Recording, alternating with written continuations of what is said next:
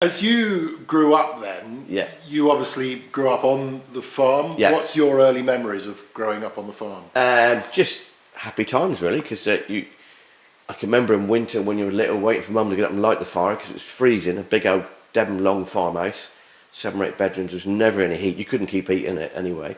But I'd be lying in bed waiting for Mum to hear the logs chopping. Right, the fire's lit now. It's safe to get up now. And the windows would be frozen on the inside, and it was just freezing. But the actual, you were expected to get up, help out, mix the cream. Mum would take cream to school every morning, cream and eggs. That was her little bit of pin money.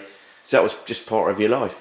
But I can remember rushing to get home from school to do whatever father was doing on the farm, whether he was getting sheep in, or if I was lucky it was tractor work. That would be my big excitement, harvesting spuds. You'd put you on a tractor at 6-year-old, sit there and steer it and don't get out the row. And if you wanted to start with a potato hit you on the back of the head, that would just be lobbed at you. You needed to jump up, both feet on the steering wheel, because you're a tiny little lad at 6-year-old trying to put the clutch down.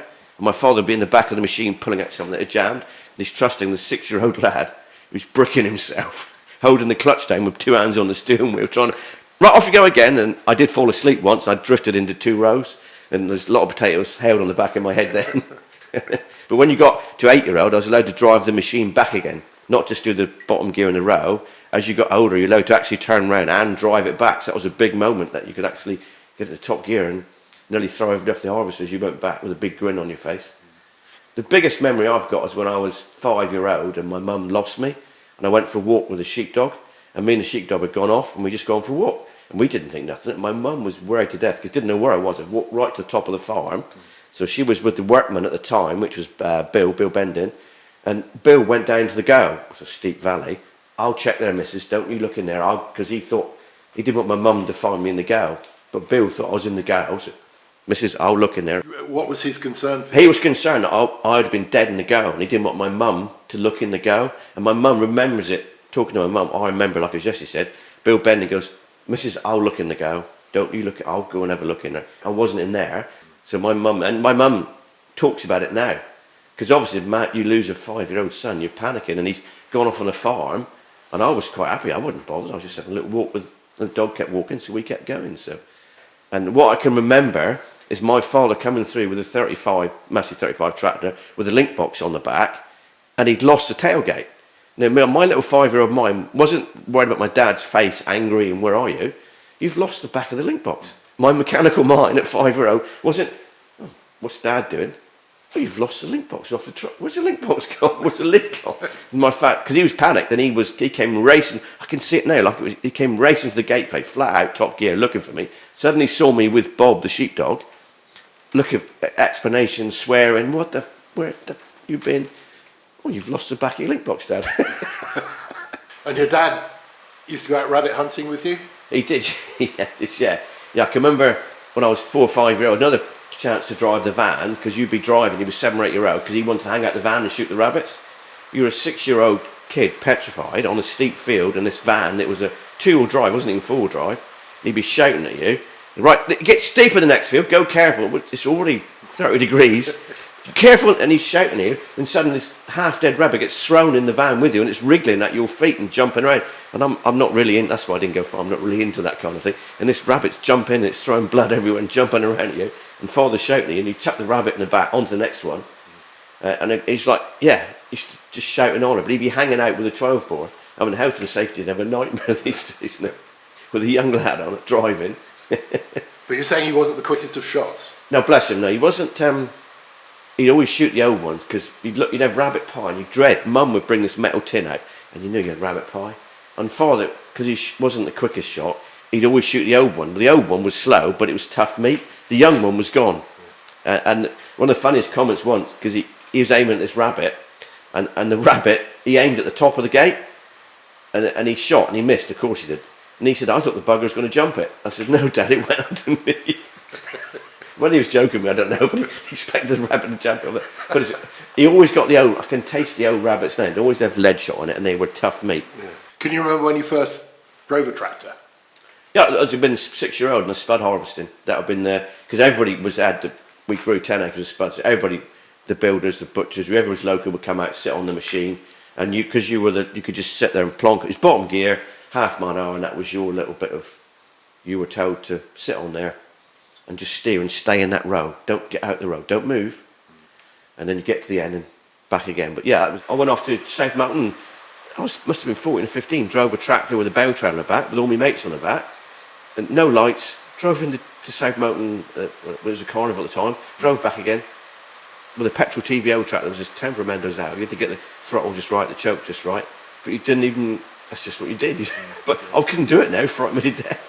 And then it was always hay harvest. 10, 11-year-old. You'd be sat steering while they put the bales on. And when you got older, you had to get off and let somebody else drive. Then you had to carry the bales. That's a bit hard work then. You had no choice. You joined in with whatever was happening. If the sheep broke out, you had to. If father came in and the sheep broke, you had to put your wellies on, your coat out, ran out the door. You'd be run out in bare feet putting your wellies. There's no question like my kids. If I shouted them, well, why not doing that? And they put their iPhones back on, and the only way to get much turn the Wi-Fi off. Yeah. But because you were part of the whole farming life, there was no choice. If they broke, you had to run. It would be you were out the door, but you were never ever bored. When I got married first and moved into town, I was always used to doing stuff at night. You come home from wherever I was working, 6 o'clock, I'll weld some gates up, we'll get the sheep in. Unless there was an event on, or a village event, we wouldn't do any work there because we're going to go to Kingsnet Mall, there's an event on, that was it.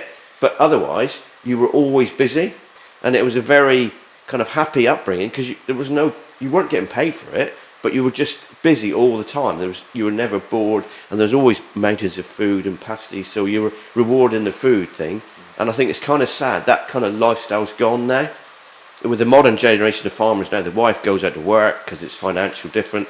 The farmer's a more business-minded person now.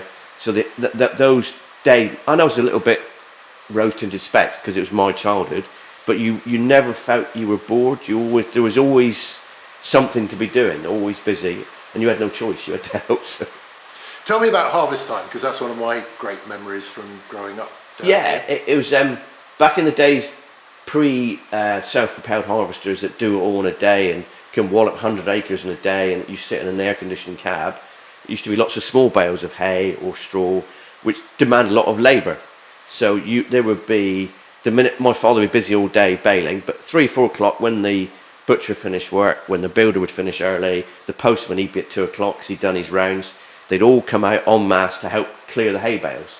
So, and it was exciting times because there'd be 7, 8 people. And we're back to mental health, social media. We were talking to people. It was hard work, manual labour, and there's a bit of rose-tinted specs because it was bloody hard work. But you're working together, you were talking, you'd be on top of the trailer full of bales when you rode in. You had to get the bales in, so there was a bit of pressure to get the job done. But that kind of satisfaction when the field's cleared, you've done it, and you get in. Of course, Mum would come out with her pasties and her food, and and people enjoyed being part of a community. And there was a degree of satisfaction. That was a fantastic job. Dad was happy because he got his hay bales in for the summer so the cattle could get fed. But you're talking, we used to be 10,000 small bales of hay. That's a lot of pressure when it's like today, raining, and you want to get the hay in, and it's going to rain. You've got to get it cleared, and the machine would break down when you're doing it, and there'd be lots of tantrums and swearing. But it seemed to get done. And I can remember rebelling at 16, 17, getting a bit fed up with it, and fell out with my father one day. We had to clear the hayfield, and I was off to a vintage rally, taking my I already booked it. I'm going. I got my tractors loaded. I got my trailer. I'm off to a vintage rally, and I left him with 1,000 bales in the field. We fell out, typical father and son. F you, and off I went. And I came back at night feeling a bit guilty, and I come round the corner, and he stacked all the bales himself. Never said a word. Never told me off. There was 2,000 bales neatly stacked in the shed. And I drove in and went. So he never said a word. He was like, don't need to buy. Still got it, yeah. And he must have worked so hard to do all that on his own. But it was done, and then you remember that and go, and it's like, you didn't need to tell me, you just think, yeah, I shan't do that again. Give me an idea of the physicality of it, though. Because it was, the bales would have been 20, 30 kilos. So, and you're carrying 10,000 of them. So everything was manual labour. These tractors around, these would have been available, but they've got no loaders, no mechanism on it. So everything had to be handballed. But you didn't know any different, so you accepted that. But when you're lifting 20, 30 kilo bales every day, day in, day, and then when the winter, they're still going to be pulled out, strings cut, everything's manual labour. Then there was the thatching straw, that was all pitched by hand, had to be stucked up. So 10 acres would take 8 people all day to sit them all up in the stucks you see around, and then they've got to be manually pitched onto thing. And then in the winter, fertiliser would come. Well, there would be 100-weight sacks, 50-kilogram sacks. I can remember my dad bringing me up from school. I was 15-year-old. I was 5'3" and I left school. But he rang me up a 20-ton lorry come home, and he'd come and take me home from school. And I was the same height as the lorry. So the 100-weight sack would slide onto my shoulder, and you walk across it. And we had 20 ton to unload. And even then, some of it was stored upstairs. You've got some slippery steps because it stay from the rats bite. Keep them up out the way, and you go, look at it now, you just go a nightmare. And the workman at the time was a young lad in his 20s, and he goes, oh, give me 2. I don't want to go twice, he said. So he carried 2 underweight sacks on his shoulder. Like I remember him now, give me 2, and I'm struggling with one, my knees are buckling. Give me 2, but save me going twice, wouldn't it? He said, and he'd laugh. I'm sure he's got arthritis and he's in a wheelchair now.